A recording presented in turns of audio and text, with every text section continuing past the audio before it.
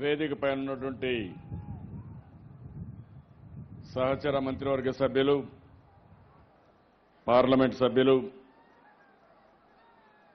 శాసనసభ్యులు, జిల్లా అధికార యంత్రాంగం, ప్రజాప్రతినిధులు, నేను ఈరోజు ఇక్కడికి వచ్చినప్పుడు ఏరువాక్ కార్యక్రమానికి వచ్చినప్పుడు నాకు అఖండ స్వాగతం పలికినటువంటి రాయదుర్గ నియోజకవర్గ ప్రజానీకానికి పేరు పేరున మనస్ఫూర్తిగా నమస్కారాలు, అభినందనలు, శుభాభినందనలు. ఈరోజు మనందరం కూడా ఏరువాక కార్యక్రమం పెట్టుకున్నాం. ముందర చూస్తే బ్రహ్మాండంగా పూలు, పళ్ళు, కూరగాయలు, అది చూసినప్పుడు నాకు కడుపు నిండింది. ఇప్పుడే దివాకర్ రెడ్డి గారు చెప్పారు, ఇక్కడ సూట్ ఒకటి ఉంది, ఇష్టానుసారంగా కమిషన్లు తీసుకుంటున్నారని. ఎవరైనా ఈ రోజు నేను చెప్తున్నా, సూట్ తీసుకునేవాడు కానీ కమిషన్ తీసుకునేవాడు ఈ రాష్ట్రంలో ఉండడానికి వీలు లేదు. ఉంటే మాత్రం ఖబర్దార్ జాగ్రత్తగా ఉండండి. మర్యాదగా చెప్పినప్పుడు మీకు వినపడకపోతే ఏ విధంగా చెప్పాలనో చెప్పి నిన్ను కరెక్ట్ చేసే బాధ్యత కూడా నేను తీసుకుంటున్నా. ఈరోజు ఇక్కడుండే పోలీసులకు కానీ ఇక్కడుండే కలెక్టర్కి ఆదేశాలు ఇస్తున్నా, ఇంకొకసారి ఇంటే మాత్రం మీకు కూడా మంచిది కాదు. ఎవడైనా సరే, వాడు ఎంత శక్తివంతుడైనా సరే. ఒకప్పుడు నేను చెప్పాను, రౌడీ అనేవాడు ఈ రాష్ట్రంలో ఉండకూడదని. ఈరోజు చెప్తున్నాం, రైతులను దోచుకోవడానికి ఎవరైనా సరే సూటుగాను ఉపయోగించుకొని దళారీ వ్యవస్థ చేస్తే ఖబర్దార్. ఈ మీటింగ్ నుంచే, ఈ వేరువాక నుంచే ఇది పూర్తి కావాలి. ఒక్క అనంతపురం జిల్లాలోనే కాదు, రాష్ట్రంలో ఎక్కడా ఉండడానికే వీలు లేదు. ఆ మాట వినడానికి వీలు లేదు. ఆ విషయంలో రేపటి నుంచి మీకు ఆ ఇబ్బంది ఉండదని నేను ఆశిస్తున్నా. ఒక పక్క చూస్తే కూరగాయలు ఎన్ని బ్రహ్మాండంగా. ఇప్పుడే ఒక మాట చెప్పారు మన నాయకులందరూ, అనంతపురం జిల్లా ఒక హార్టికల్చర్ హబ్గా తయారవుతుంది. ఉద్యానవన పంటలకి ఇది కేంద్రంగా తయారవుతుంది. ఢిల్లీకి పోయినా, బాంబేకి పోయినా మన పళ్ళే తినాలి. రేపు రాబోయే రోజుల్లో ప్రపంచంలో అమెరికాకు పోయినా, వేరే దేశాలకు పోయినా ఎక్కడి నుంచి పళ్ళు వచ్చాయంటే, ఎక్కడి నుంచి కూరగాయలు వచ్చాయంటే అనంతపురం జిల్లా నుంచి వచ్చాయని చెప్పే రోజు తొందరలో వస్తుందని చెప్పి కూడా నేను మీకు తెలియజేస్తున్నా. అలాంటి వాతావరణం ఉంది. ఈరోజు ఏరువాక్కు వస్తే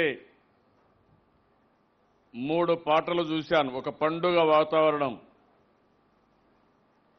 నేను ఎప్పుడు కూడా మీరందరూ ఆనందంగా ఉండాలి. ఏదో ఇబ్బంది పడడానికి వీలు లేదు. ప్రభుత్వానికి సహకరించాలి. ప్రభుత్వానికి సహకరిస్తే మీకు మీరే సహకరించుకున్నట్టు. అందుకే మీరు ఆనందంగా ఉండడానికి నేను చాలా కార్యక్రమాలు చేశాను. నిన్న కూడా మీరు చూశారు, నవ నిర్మాణ దీక్ష, ఆ తర్వాత మహాసంకల్పం. వారం రోజులు మనం చేశాం. ఎందుకు చేశామని మీరు ఒకసారి ఆలోచిస్తే, హేతుబద్ధత లేని విభజన, కట్టుబట్టలతో నెత్తిన అప్పు పెట్టుకుని ఎక్కడుండాలో తెలియని పరిస్థితి.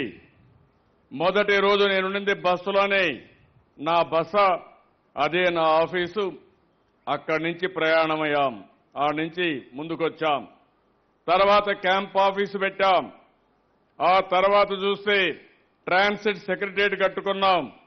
ఈ రోజు మీకు హామీ ఇస్తున్నాం, ఈ రాష్ట్రంలో వీలైనంత వరకు ఏ ఒక్క వ్యక్తికి ఇబ్బంది లేని పరిపాలన ఇవ్వాలి. మీరందరూ బాగుంటే చూడాలని, మీ ముఖంలో వెలుగులు చూడాలనే ఆలోచన తప్ప ఇంకొక ఆలోచన లేదని చెప్పి కూడా నేను మీకు తెలియజేస్తున్నా. ఈరోజు ఏరువాక 2 సంవత్సరాల నుంచి ఏరువాక చేస్తున్నాం. 3వ సంవత్సరం. ఒకప్పుడు నేను చిన్నప్పుడు చూశాను, మన వాళ్ళు ఒక శ్రద్ధతో వ్యవసాయం చేసేవారు. నాగళ్లు కావాలంటే 2-3 నెలలకు మునిపే ప్రిపరేషన్ చేసుకుని దగ్గరుండే అడవికెళ్లి ఏదైనా కర్ర కావాలంటే తెచ్చుకొని నాగళ్లు తయారు చేసుకునేవాళ్ళం.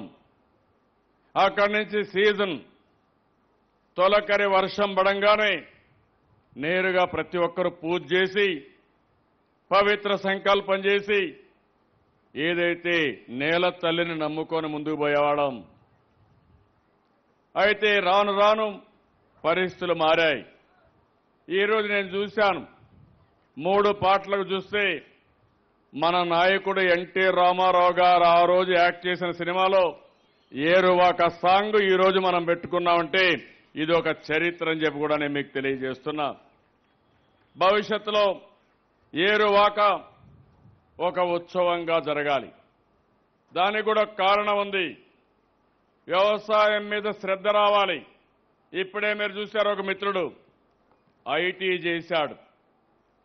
అమెరికాలో ఉద్యోగం వస్తే ఉద్యోగం వదులుకొని ఇంటికొచ్చి ఈరోజు మళ్ళీ ఆర్గానిక్ వ్యవసాయం చేసి రైతులకు ఆదర్శమయ్యే పరిస్థితి వచ్చాడు.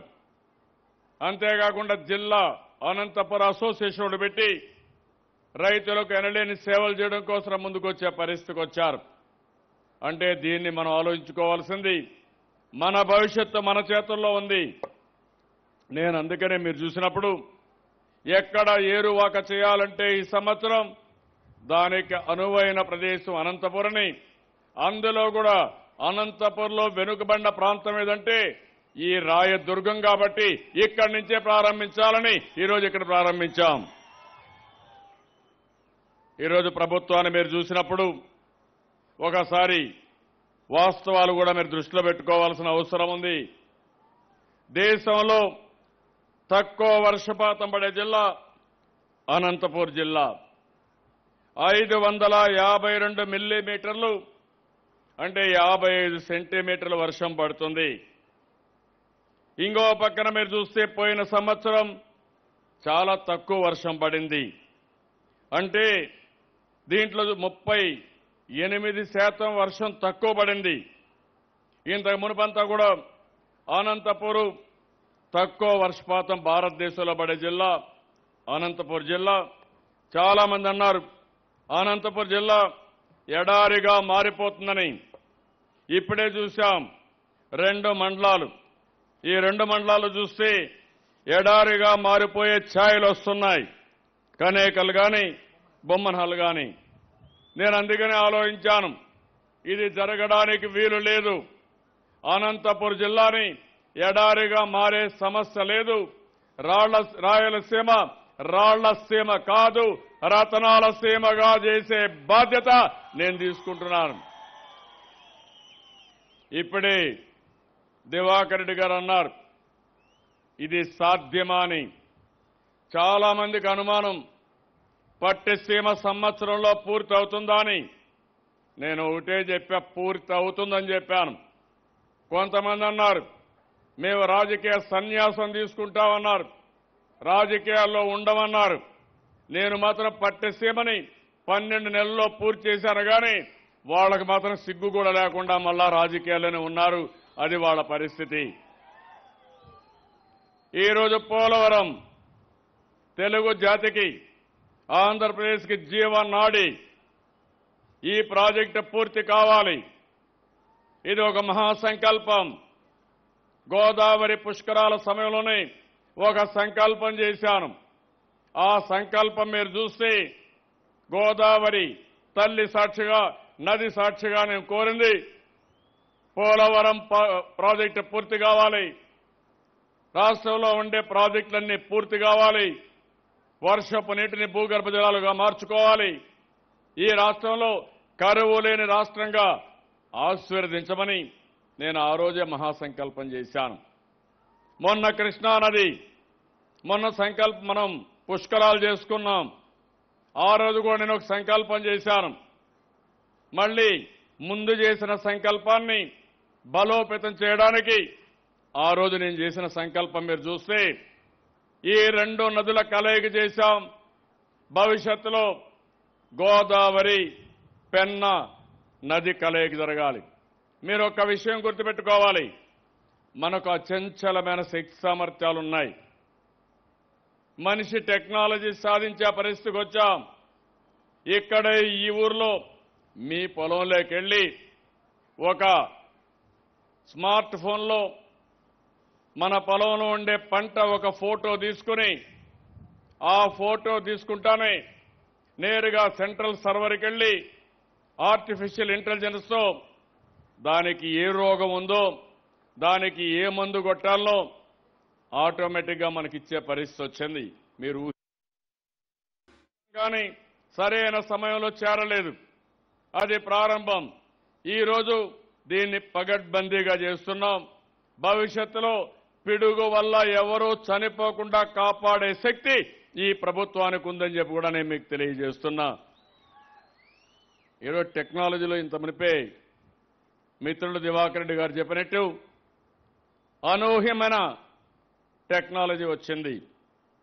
మీరు చూశారు, ప్లాంటిక్స్ అనే ఒక యాప్ ఇది. 19 పంటలు ఇప్పటికే తీసుకొచ్చాం.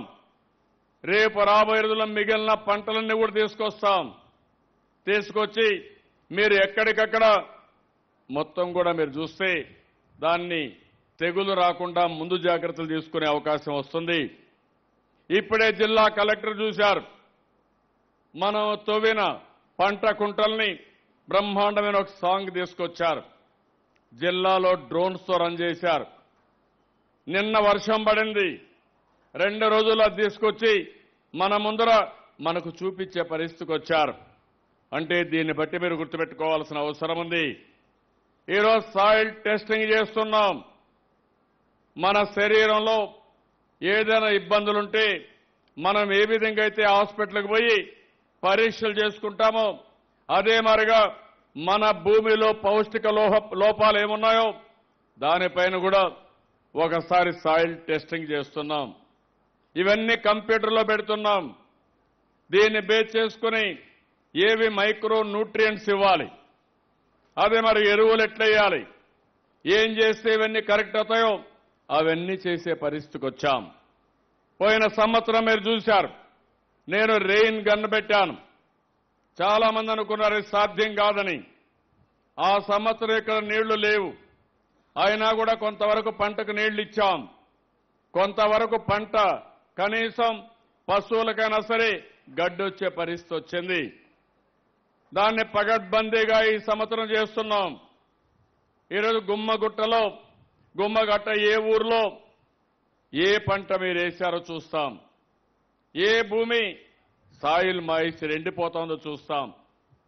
ఏ విధంగా చేస్తున్నామంటే భూమి తరహా ఏంటి, ఆ భూమిలో నీటి మట్టం ఎక్కడుంది, వర్షం ఎప్పుడు పడింది, ఎండలు ఏ విధంగా వచ్చాయి, ఎన్ని రోజులు ఎంత డిగ్రీ టెంపరేచర్ వచ్చింది, ఎప్పుడు ఆ పంట ఎండిపోతుందో రైతాంగం చూడక మునిపే నా డాష్బోర్డ్లో నా కంప్యూటర్లో నేను చూసి మీకు సమాచారం పంపించే పరిస్థితి వస్తుందని చెప్పి కూడా నేను మీకు తెలియజేస్తున్నా.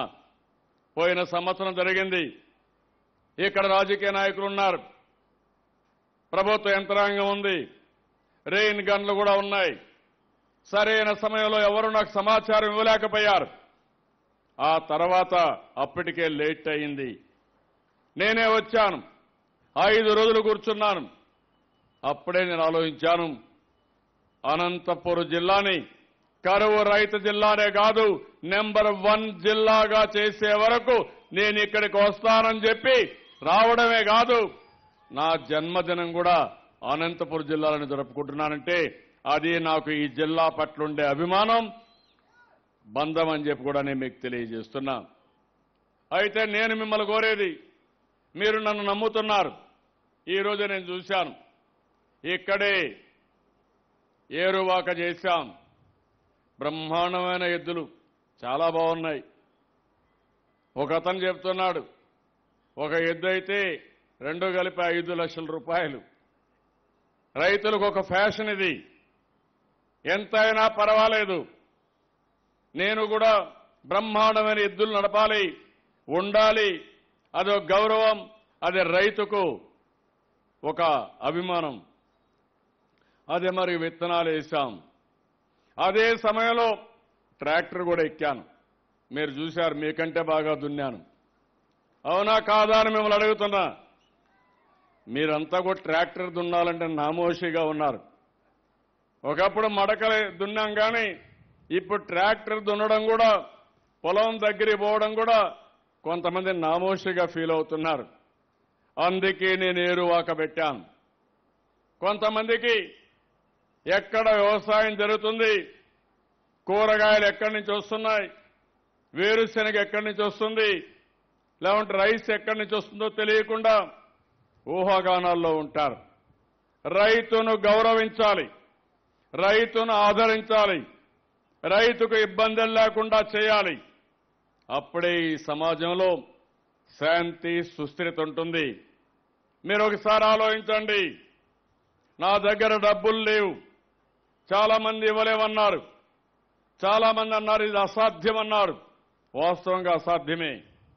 ఎందుకంటే డబ్బులు లేనప్పుడు మనం చెప్పిన మాట కూడా నిలబెట్టుకోవాలని నేను ఈ జిల్లాలను అనౌన్స్ చేశాను నా పాదయాత్రలో.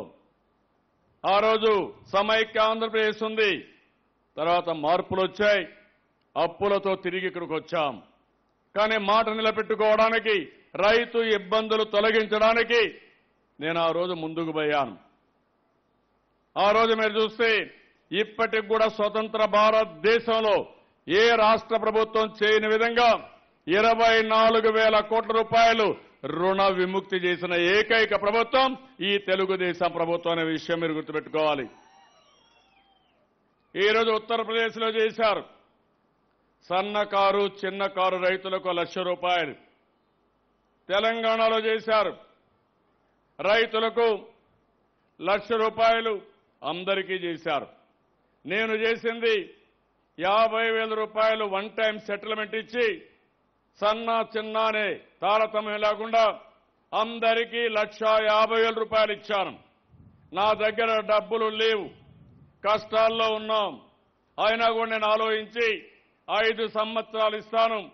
మొదటి సంవత్సరం ఇచ్చిందే కాకుండా వడ్డీ కూడా 10% ఇచ్చి బ్యాంకుల్లో మీకు ఇబ్బంది లేకుండా రుణాలు ఇప్పించే ఏర్పాటు చేశాను. దానివల్ల రైతుల్లో ఒక నమ్మకం వచ్చింది. ఈ రోజు మీరు గుర్తుపెట్టుకోవాలి, డబ్బులు లేవని మనం అన్ని కూడా మాట్లాడొచ్చు.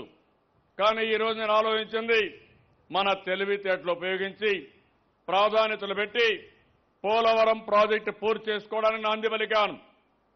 నేను ముఖ్యమంత్రిగా మీరందరూ ఎన్నుకున్నారు. ఒకటే ఆలోచించారు, మళ్లీ ఈ రాష్ట్రం బాగుపడాలంటే, మన జీవితాల్లో వెలుగు రావాలంటే అది ఒక్క చంద్రబాబు నాయుడు గారి ద్వారానే సాధ్యమని ఆ రోజు మీరు నమ్మారు.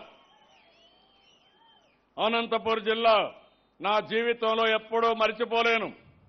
14 మంది ఎమ్మెల్యేలకి 12 మందిని గెలిపించి 2 ఎంపీలను గెలిపించిన ఏకైక జిల్లా వెస్ట్ గోదావరి జిల్లా. తర్వాత ఇది ఆ నమ్మకం నాకుంది. పేదలుండే జిల్లా, వెనుకబడిన వర్గాలుండే జిల్లా, ఎన్టీ రామారావు గారికి అచంచలమైన గౌరవం ఇచ్చిన జిల్లా. అందుకే తెలుగుదేశం అంటే అభిమానం ఉండే జిల్లా. అందుకనే మీరు చూస్తే అనేక కార్యక్రమాలు ఇక్కడి నుంచే నేను ప్రారంభించాను. అదేవిధంగా వ్యవసాయంలో మీరు ఒకసారి ఆలోచిస్తే మొట్టమొదటిసారిగా దేశంలో వ్యవసాయ బడ్జెట్ పెట్టాం. అంతవరకు వ్యవసాయ బడ్జెట్ లేదు.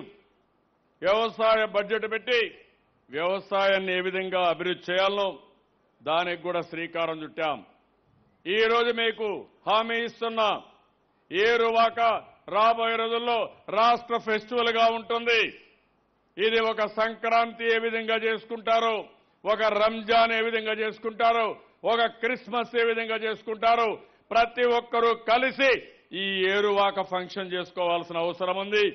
రైతుల పట్ల సంఘీభావాన్ని తెలియజేయాల్సిన అవసరం ఉంది. రైతుల్ని గౌరవించే ఫంక్షన్ ఇది. ఏరువాక ఫంక్షన్ ఏదో మామూలుగా పొలాల్లో పోయి ఏదో మడకలు దున్నడమే కాదు, మన నాగరికతకు చిహ్నం.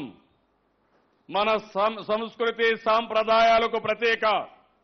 ఈరోజు కూచిపూడి చూశారు, పిల్లలు ఎంత బాగా చేశారో. ఒక్కసారి గట్టిగా చప్పట్లు కొట్టి అభినందించాలి, అంత బ్రహ్మాండంగా చేశారు. వాళ్ళని చూస్తే నేను గర్వపడుతున్నా, ఆనందపడుతున్నా. మన పిల్లలకు ఇలాంటి శక్తి సామర్థ్యాలున్నాయి. నైపుణ్యమని 24 గంటలు సమయం ఇస్తే 24 గంటల్లో అంత బాగా చేశారంటే అది మన పిల్లలకు ఉండే శక్తి సామర్థ్యాలు. నిన్ననే మీరు చూశారు, 14 మంది పేద పిల్లలు ఎవరెస్ట్ శిఖరాలు ఎక్కారు. మామూలు ఎస్సీ పిల్లలు, ఎస్టీ పిల్లలు మనం ప్రోత్సహించాం, వాళ్లకు నైపుణ్యాన్ని నేర్పించాం, శిక్షణ ఇప్పించాం. ఎవరెస్ట్ శిఖరాలు ఎక్కాలంటే అందరూ భయపడే పరిస్థితిలో సునాయాసంగా ఎవరెస్ట్ శిఖరాలు ఎక్కారంటే అది మన పిల్లలకుండే శక్తి సామర్థ్యం. ఒక్కొక్కసారి 10,000 అడుగులు, ఎక్కడ చూసినా తెల్లగా ఐసు, అక్కడి నుంచి పడితే ఎక్కడికో వెళ్ళిపోతారు. ఒక పాప చెప్పిందని వింటారు, 200 మంది శవాలను చూశారు దారిలో. అంటే ఎక్కలేక పట్టుదలతో పోయి మధ్యలో చనిపోయారు. అయినా కూడా మన పిల్లలు సునాయాసంగా ఎగ్గరిగారంటే ఎవరెస్ట్ శిఖరాలు ఎక్కినప్పుడే. ఎక్కడో శక్తి ఉంటే దివాకర్ రెడ్డి గారు చెప్పినట్టు పోలవరం పూర్తి చేయడం సమస్య లేదు, పూర్తి చేస్తామని మరొక్కసారి మీ అందరికీ విజ్ఞప్తి చేస్తున్నా. తెలుగువాడి చరిత్ర బాహుబలి, అవునా కాదా? బాహుబలి కూడా మనవాడే తీసి, బాహుబలి ప్రపంచంలో 9,000 థియేటర్లు అమెరికాకు పోతే అమెరికాలో ఉండే ఇంగ్లీష్ పిక్చర్ల కంటే మన వాళ్ళు తీసిన బాహుబలి ప్రపంచం మొత్తం పోయిందంటే అది మన శక్తి సామర్థ్యం. మీరు కూడా ప్రతి ఒక్క వ్యక్తి ఒక బాహుబలిగా ఆలోచించాలి. అప్పుడే సాధ్యం. దివాకర్ రెడ్డి గారు చెప్పింది గతం, భవిష్యత్తు మాత్రం బాహుబలి నిజం. ఆ విషయం మీరు గుర్తుపెట్టుకోవాల్సిన అవసరం ఉంది. నేను అందుకనే మీలో ఉండి శక్తి సామర్థ్యాలు బయట తీయడానికి, మీలో ఉండి ఏవైతే నైపుణ్యం ఉందో అవన్నీ బయట తీసి నేను మీకు అండగా ఉండడానికి, మీకు తోడుగా ఉంటా, అండగా ఉంటా. ప్రపంచంలో ఉండే సాంకేతిక పరిజ్ఞానం తీసుకొస్తాను. ఎవరు ఊహించారని అడుగుతున్నా. ఈ రోజు మీ ఊర్లో ఫెయిర్ ప్రైస్ షాప్ ఉంది, మీ వేలు ముద్రతో తీసుకుంటున్నారు. పెన్షన్ ఉంది, మీ వేలు ముద్రతో తీసుకుంటున్నారు. అదే మరిగా ఈరోజు చంద్రన్న బీమా పెట్టాను. ఎవరైనా యాక్సిడెంట్లో చనిపోతే 5 లక్షల రూపాయలు ఇవ్వడం, ఎవరైనా యాక్సిడెంట్లోనే కాకుండా చనిపోకుండా కాకుండా పూర్తిగా వికలాంగులైతే 5 లక్షల రూపాయలు ఇవ్వడం, దీనికి శ్రీకారం చుట్టాను. ఇవన్నీ కూడా టెక్నాలజీ ఉపయోగించాను. ఈరోజు టెక్నాలజీ ఉపయోగించాం కాబట్టి ఒక్క విషయం మీరు గుర్తుపెట్టుకోండి, భవిష్యత్తులో గర్భిణీ స్త్రీ బిడ్డ గర్భంలో ఉన్నప్పటి నుంచి తల్లి బిడ్డ ఎక్స్ప్రెస్ పెట్టి, కడాన ఎవరైనా చనిపోతే మహాప్రస్థానం పెట్టి, ఆ మహాప్రస్థానంలో మీరు ఒక్కసారి ఫోన్ చేస్తే ఎక్కడ చనిపోయినా ఏ హాస్పిటల్లో శవం ఉన్నా మీ ఇంటికి తీసుకొచ్చి 30,000 రూపాయల అంత్యక్రియలకు కూడా ఇచ్చి మిమ్మల్ని ఆదుకోవడానికి ప్రభుత్వం ముందుకు పోతున్నాం. నేను అన్ని విషయాలు ఆలోచిస్తున్నా. పిల్లల కోసరం, కుటుంబాల కోసరం, ఉద్యోగస్తుల కోసరం, రైతుల కోసరం, అందరి కోసరం ఆలోచిస్తున్నా. అయితే నేను చెప్పింది మీరు కూడా అర్థం చేసుకుని నాకు సహకరిస్తే అనుకున్న పని ఇంకా సుజావుగా అవుతుంది. ఇప్పుడు ఈ జిల్లాలో మనం ఒకసారి చూస్తే గ్రౌండ్ వాటర్ భూగర్భ జలాలు చూస్తే 25.64 మీటర్లకు వెళ్ళిపోయినాయి. అందులో కూడా గాండ్లపెంట 80 మీటర్లో ఉంది. ఆగలి 78.74 మీటర్లో ఉంది. తలుపుల 70 మీటర్లో ఉంది. అంటే దీన్ని బట్టి మీరు అర్థం చేసుకోవాలి. అదే సమయంలో గుంతకల్లో 4 మీటర్లు, గార్లదిన్లో 3.36 మీటర్లు, ఇంకో పక్క